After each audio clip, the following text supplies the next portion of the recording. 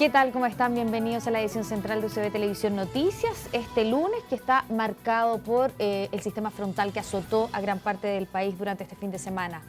Pese a los anuncios de meteorología, fue imposible dimensionar los daños que dejaría el paso de estas lluvias en la región de Antofagasta. 7 horas ininterrumpidas que fueron desastrosas para la comuna de Tocopilla. 2 mujeres y una niña fallecieron producto del aluvión. Miles de personas resultaron damnificadas y 200 casas quedaron inutilizables. No se descartan que nuevos sistemas frontales afecten a la zona centro-norte del país. Mira cómo llueve torrencialmente, parece que es peor que la del 25 de marzo. Mira la lluvia cómo cae, mira el agua. Ah, claro, se puso a nevar.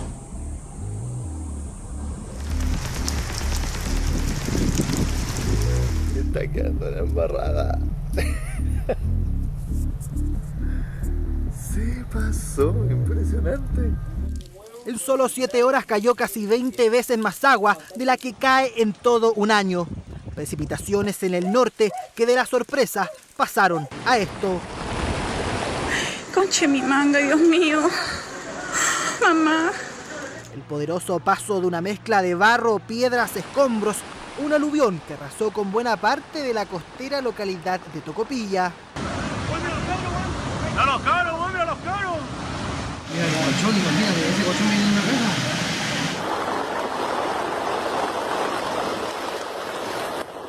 Peligroso y destructivo avance que no discriminó calles, automóviles, negocios ni casas.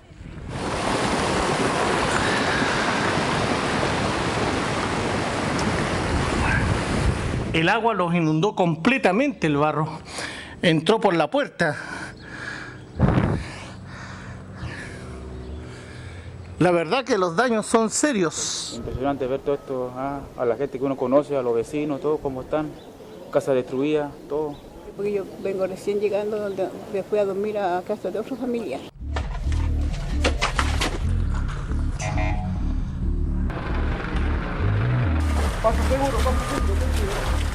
La fuerza de la naturaleza que nuevamente pone a prueba la zona norte del país. Invasión de barro, caminos cortados. Por horas, más de 300 personas se mantuvieron aisladas.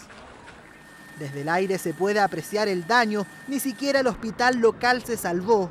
Estado de excepción constitucional levantó el gobierno para la provincia de Tocopilla. La presidenta de la República se trasladó hasta la zona.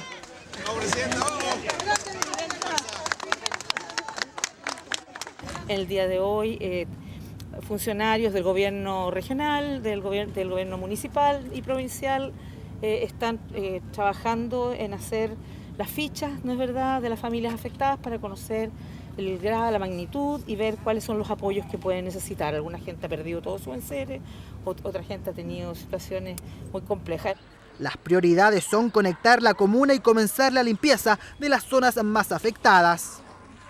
Tierra natal del niño maravilla, Alexis Sánchez, que no tardó en solidarizar con su pueblo. A través de las redes sociales, el jugador del Arsenal envió fuerzas a su querida Tocopilla y agradeció la visita de la mandataria. 6 muertos, un desaparecido, 1.022 damnificados, 257 albergados y más de 200 viviendas destruidas o dañadas. Son parte de las cifras que deja el paso de este sistema frontal, una combinación de viento, lluvia y marejadas. No salió el agua para afuera, cayó hasta la calle.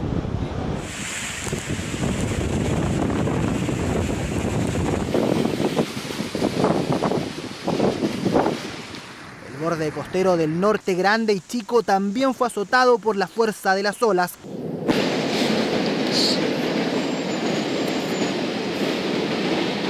La capital de la segunda región fue una de las más afectadas.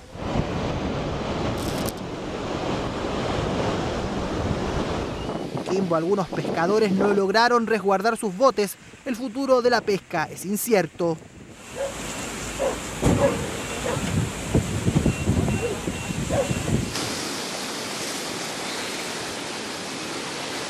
El sistema frontal se mantiene inestable y seguiría así hasta este miércoles. Que es una zona que da tiempo inestable, como bien dice su nombre, con nubosidad variable en cantidad, tipo de nubosidad fundamentalmente de gran desarrollo vertical que produce precipitaciones del tipo chubascos y eventualmente tormenta.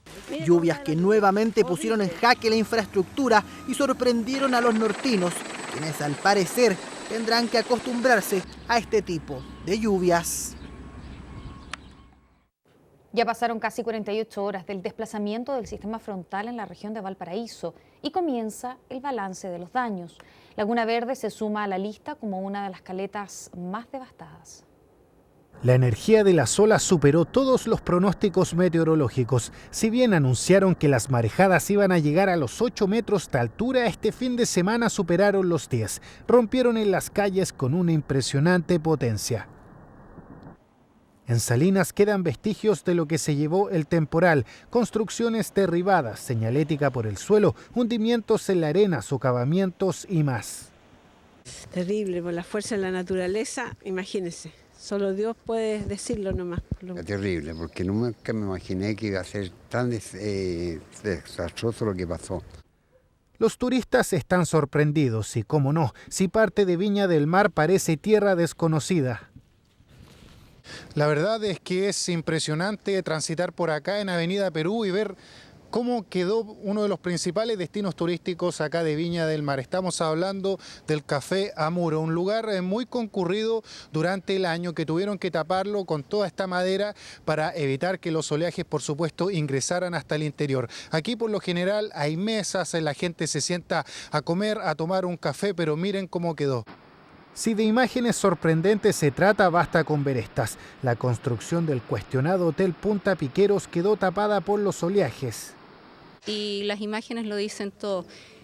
Queremos saber, después de estos permisos que fueron otorgados, quiénes van a ser los responsables cuando exista una tragedia humana en el lugar. En Concón, una tragedia. El hombre que intentó amarrar un yate en Caleta Higuerillas falleció por un cuadro de asfixia por inmersión. Fue arrastrado por la violencia de las olas. Y después ya no puede hacer nada y saltó de nuevo del yate hacia el bote, donde lo tomó la ola, cayó al agua y ahí no hubo nada más que hacer. La caleta de Laguna Verde quedó destruida. 2 casas fueron arrastradas por el mar. Hay 45 personas damnificadas y 2 embarcaciones perdidas. Los pescadores quedaron sin sus materiales para trabajar. Tenemos 2 embarcaciones que han tenido una pérdida casi total. Conversamos ahora con los pescadores y vamos a tener un proceso de emergencia para que puedan salir a trabajar. Perdí todo. Mi bote, motor, mallas, trampas, todo. Hay personas que no lograron escapar de las marejadas y terminaron con lesiones, pero todo pudo ser peor. Esta mujer sufrió una fractura de tobillo cuando corría de las olas en el borde costero de Viña del Mar. Yo no alcancé y me pilló la ola. Me llevó para adentro, como la mitad de aquí del pasillo, para adentro, dio la vuelta y me tiró adentro del departamento del piso del lado de acá. Es parte de los estragos que dejó el sistema frontal. En la ciudad Jardín y Valparaíso viene el proceso de levantamiento de escombros. Por ahora la parte más compleja está en Laguna Verde, donde se necesita de máquinas pesadas para limpiar el desastre provocado por las marejadas. Colapsos en la locomoción colectiva y gran congestión vehicular provocó la suspensión del servicio del Metrotren en Valparaíso, que fue también afectado por este sistema frontal. Los trabajos de reposición podrían demorar al menos 2 semanas. Primera hora de la mañana en Quilpué, decenas de personas esperan locomoción. Muchos llevan 1 hora mientras los buses pasan llenos desde el interior de la región de Valparaíso. No paran las micros, pasan todas llenas y ninguna para. Hay, pero poca, ¿ves? No se ve mucha, pero vienen todas llenas. La razón es la suspensión del Metrotren, que fue afectado por las marejadas que azotaron Valparaíso durante el fin de semana. Así quedó la línea férrea después del temporal, totalmente cubierta de arena y rocas entre el Club de Yates de Recreo y Caleta Portales. Pero lo peor ocurrió aquí, en la sala de control, lugar de comunicaciones de todos los vagones desde Limache hasta el puerto. Desde acá los equipos bombearon 200 metros cúbicos de agua que inundaron los equipos electrónicos. Nosotros recién anoche pudimos desaguar todas estas 2 salas técnicas. Estamos en este momento sacando todo el equipamiento electrónico, las tarjetas, para poder evaluar cuáles son los daños reales y cuál es el tiempo que nos va a tomar en reponerlo. Este lunes, el ministro de Transportes visitó la instalación para ver los progresos en terreno y coordinar un plan de contingencia con el objetivo de optimizar el traslado de las cerca de 80.000 personas que utilizan este medio de transporte. Los principales problemas que sí hemos detectado es una escasez de buses en algunas localidades como Villa Alemana, Quilpué, etc. También el mal cobro de la tarjeta nacional estudiantil. Son 50 los buses que pusieron a disposición para el traslado de las personas, un número que aumentaría en las próximas horas. Además, habrá fiscalización del cobro correcto del pase estudiantil, ya que hubo denuncias de dobles pagos en algunas líneas. Una situación que para los usuarios es comprensible y que aceptan con resignación. Hay que esperarnos para tener paciencia, ¿no? Levantarse más temprano, Más temprano, es lógico. Claro que las hacer micro más. vienen llenas. Hay que levantarse a las 6 de la mañana por lo menos. Bueno, hay que enfrentar esta situación, no es culpa de nosotros, también es culpa de la naturaleza. Así que no, pues no hay metro. ¿Complica un poquito el tema? Claro que sí, que complica, porque la gente que va a trabajar queda estancada, las micros llenas, es un caos. Merval mantiene el plazo de al menos una semana para reponer el servicio, pero todo dependerá del estado de los aparatos electrónicos en la sala de control y si es necesario adquirir nuevos equipos para que el Metrotren vuelva a funcionar. Caleta Portales fue otro de los sectores más afectados por el temporal. Los pescadores lucharon por horas para no perder sus botes, pero todo lo demás fue arrasado por las olas. Ahora están literalmente de brazos cruzados, ya que no pueden trabajar. Se perdieron 2 grúas, se cayeron 2 o 3 grúas al agua y la que teníamos allá, la más importante, está deteriorada, pues ya no vamos a poder trabajar. ¿Pueden bajar los botes? No, pues el muelle también quedó dañado. El Ministerio de Obras Públicas y las autoridades regionales ya comenzaron el catastro de los daños y esperan que dentro de la semana se pueda recuperar la infraestructura para permitir que los pescadores salgan a trabajar antes de la veda de la merluza, que empieza en septiembre. Bien, para actualizar la información, a partir de mañana el 65% del servicio del Metrotren va a estar restablecido, esto es entre las estaciones Limache a Miramar. Vamos a estar informando oportunamente, por cierto, de esa situación.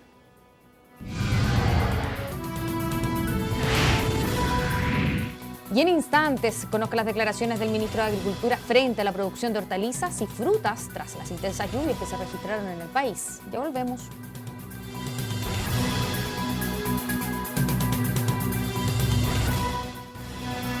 Se lo anunciábamos, tras años de sequía, la lluvia tiene su lado favorable. Los agricultores miran con buenos ojos el nivel de agua caída que ayudará, según dicen, fundamentalmente la producción nacional de frutas y hortalizas. Inundaciones, aluviones y cortes de energía. El sistema frontal provocó caos en diversas regiones del país, pero hay quienes sacan cuentas alegres, los agricultores. Las lluvias de los últimos días tienen más bien un impacto positivo que negativo. Hay muy pocos productores que han sido afectados de manera negativa, básicamente por el viento y básicamente en algunas estructuras de producción bajo plástico. En la región de Coquimbo, algo en la región de Valparaíso y en la región de Atacama. La grave sequía que se hizo patente en la primera mitad de este año queda atrás.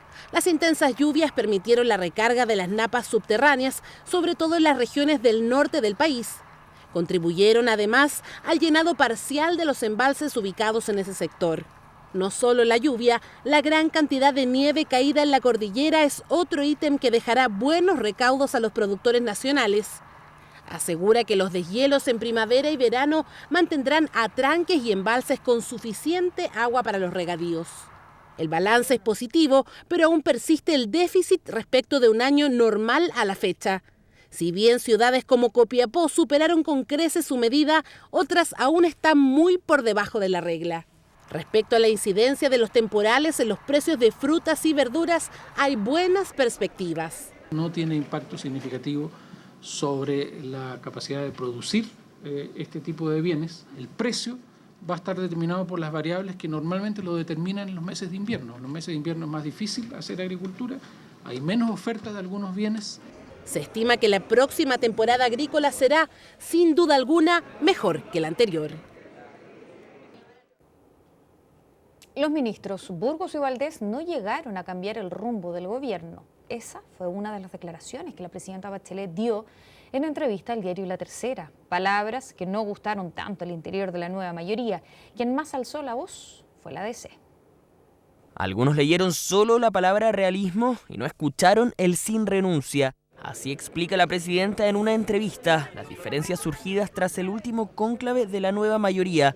Muchos esperaban que tras la cita en el llano se pusiera foco en lo económico y en gradualizar el programa de la mano de los ministros Jorge Burgos y Rodrigo Valdés, aunque Michelle Bachelet defendió su postura de mantener firme las reformas. Bueno, yo me equivoqué entonces porque pensé que llegaron a cambiar el rumbo de un gobierno que estaba funcionando mal. Molestia de la democracia cristiana expresada en el comité político. Pese a que Burgos y Valdés han insistido en la priorización de las reformas, la presidenta negó que los nuevos ministros llegaran para un cambio de rumbo. Es una confusión, obvio, porque si ella hace un cambio de equipo político profundo y en otros ministerios como el que hizo, es por algo. No creo que haya sido porque las cosas estaban fantásticas. Si alguien llegó al cónclave con la expectativa de un cambio de rumbo, estaba equivocado. Estamos todos en el mismo bote. El que quiere salirse del bote se hundirá, pero la verdad es que estamos todos en el mismo bote y somos un equipo. Mientras el presidente falangista no cierra las puertas a revisar la continuidad del partido en la nueva mayoría, desde la oposición critican el poco respaldo a la dupla Burgos-Valdés. Se instaló la idea de que se empoderaba a dos ministros para que hicieran un muy buen trabajo respecto de corregir el rumbo y a los pocos días, en forma brutal, se les quitó el piso por parte de la Presidenta de la República. Aquí no hay tríos, cuartetos, quintetos ni nada. Aquí hay un gabinete liderado por la Presidenta Bachelet en el que cada uno cumple su rol y todos cuentan con el respaldo de la Presidenta de la República.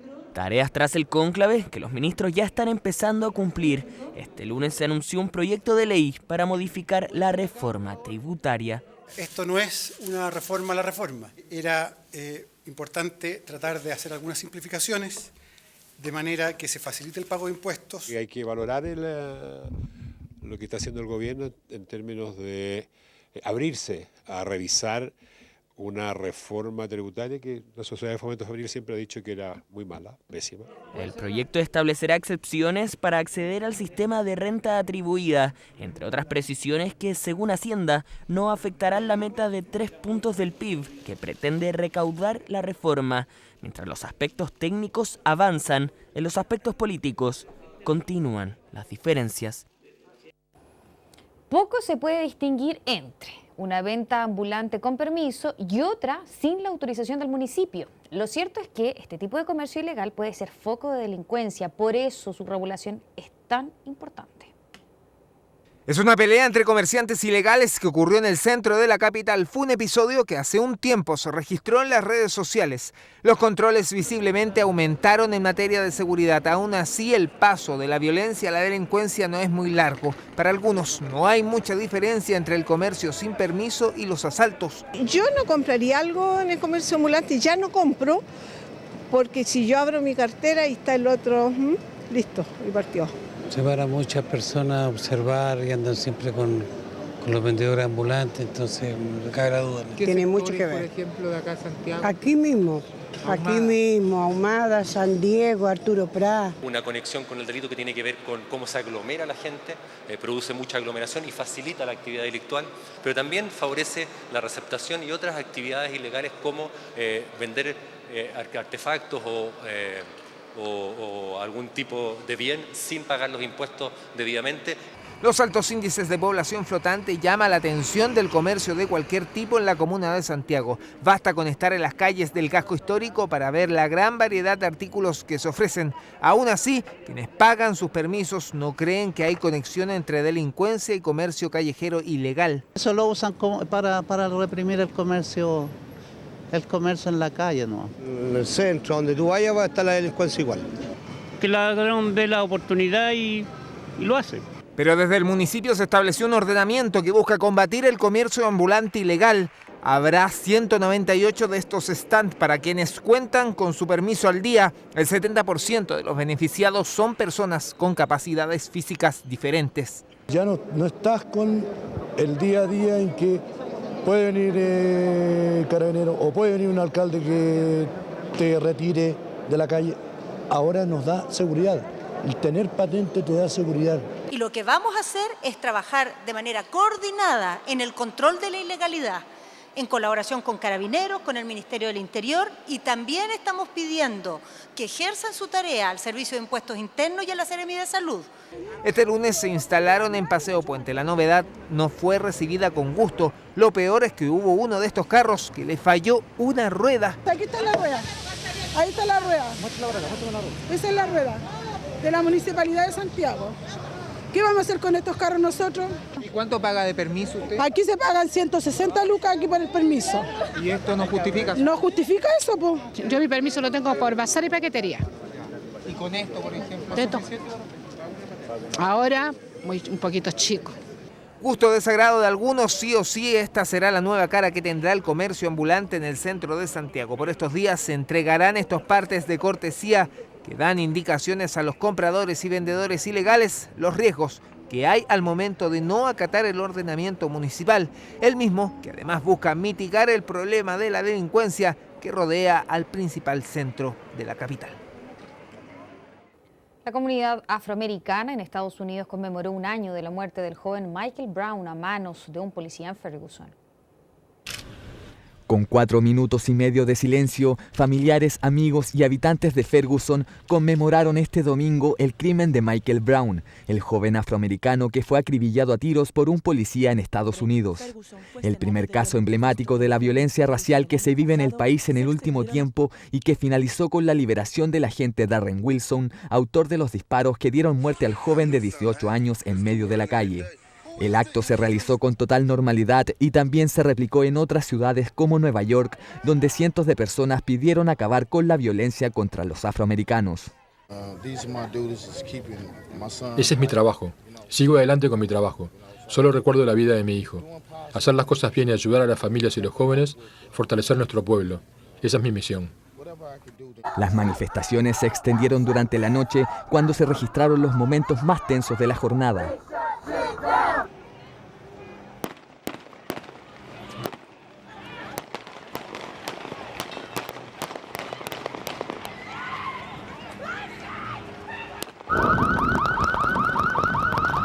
Dos tiroteos se llevaron a cabo en el centro de la ciudad, el primero de ellos protagonizados por grupos ajenos a la protesta. La pasada noche hubo heridos por disparos de bala, los cuales duraron entre 40 y 50 segundos. Fue un intercambio de fuego entre dos pandillas rivales.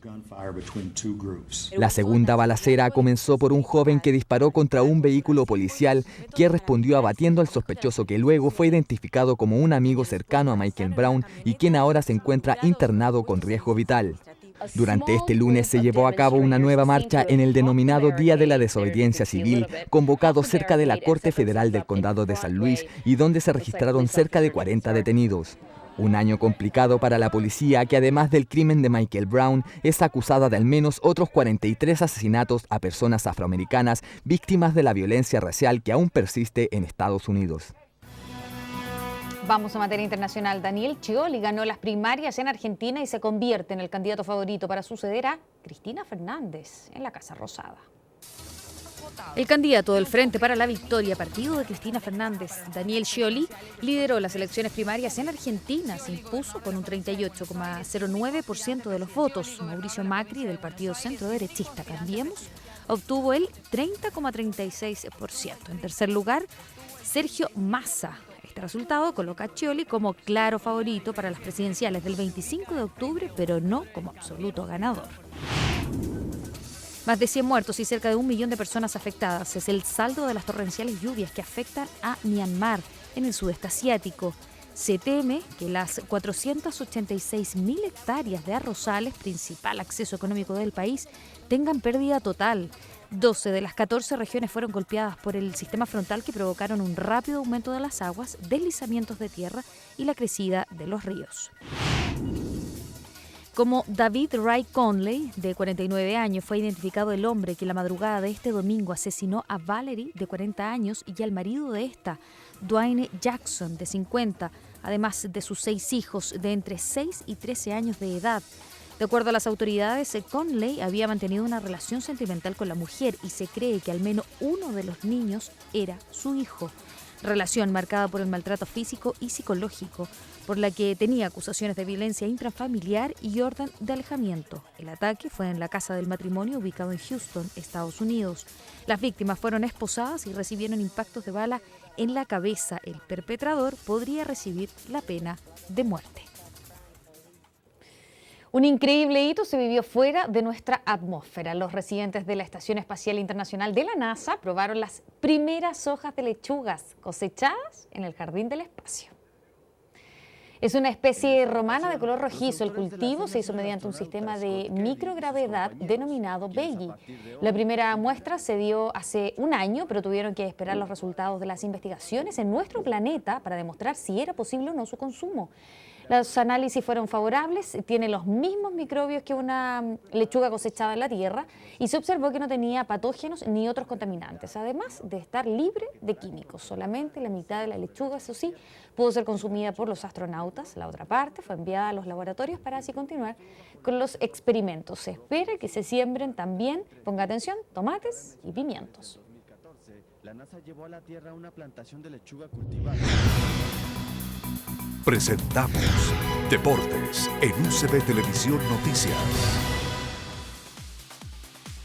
Buenas noches, un agrado saludarlos. Comenzamos con la segunda fecha del torneo nacional, una fecha que se jugó a medias porque hubo partidos suspendidos por el frente de mal tiempo. Comenzando por lo que ocurrió en el Estadio Monumental y el equipo de Colo-Colo que con su elenco titular, con los veteranos, no con la patrulla juvenil como jugó la semana pasada, consigue rápidamente el primer tanto a través de Gonzalo Fierro, pase del Chupete Suazo. Humberto Suazo que hoy día está asistiendo y bastante. Después, penal contra el Chupete, pequeño roce, pero como tenía el cuerpo inclinado a su lado, se da la falta y Paredes lo cambia por gol. Colo-Colo ya ganaba 2-0 ante los 10 minutos. Después nuevamente el Chupete Suazo, traspase de Paredes, la apura el exjugador del Monterrey, espera a Vecchio que llega y decreta el 3-0.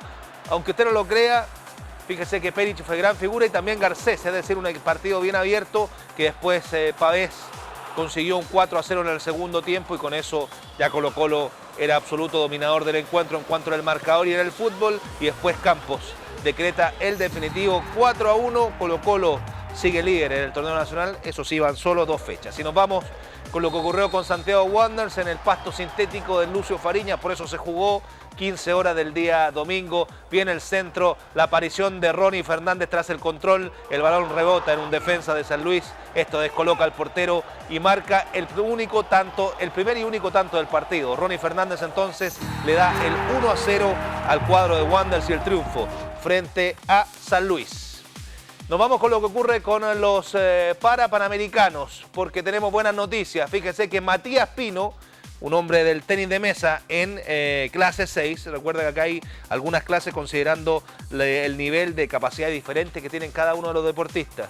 Fíjese que consiguió la medalla de oro. Además, Chile tuvo un resultado que desde el plano de resultados específicamente es interesante, como el segundo lugar de Cristian Valenzuela, que había llegado tercero, pero se descalificó a Beckley, un competidor canadiense que precisamente había derrotado a Valenzuela en los Juegos de Londres en el 2012. ¿Por qué no está tan bien el resultado? Porque Valenzuela aspiraba obviamente a ganar la medalla de oro. Tenemos declaraciones.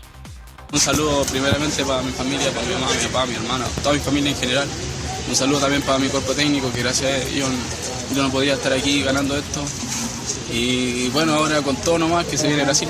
No fue el día, creo que no nos sentimos bien en la competencia. No sé, igual un poco de tristeza por haberse salido tercero.